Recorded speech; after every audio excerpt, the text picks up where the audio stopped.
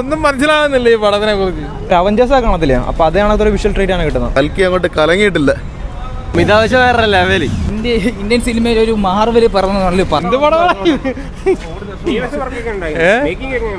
Making എന്തോ ഒന്നും മനസ്സിലാകുന്നില്ല ഈ പടത്തിനെ കുറിച്ച്.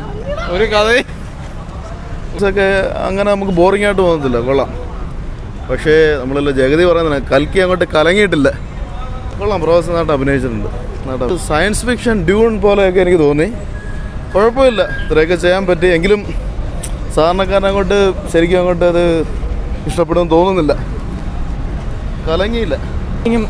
നമ്മൾ എന്താ പറയുക, ഒരു അവഞ്ചേഴ്സ് കാണത്തില്ല, അപ്പൊ അതേ കണക്കൊരു വിഷ്വൽ ട്രീറ്റ് ആണ് കിട്ടുന്നത്. ഫസ്റ്റ് ഹാഫ് കുറച്ച് ലാഗ് അടിച്ചെങ്കിലും സെക്കൻഡ് ഹാഫ് വേറെ ലെവലിൽ കൊണ്ട് നിർത്തിയിട്ടുണ്ട്. സെക്കൻഡ് പാർട്ടിന് വേണ്ടി വെയിറ്റിംഗ് ആണ്.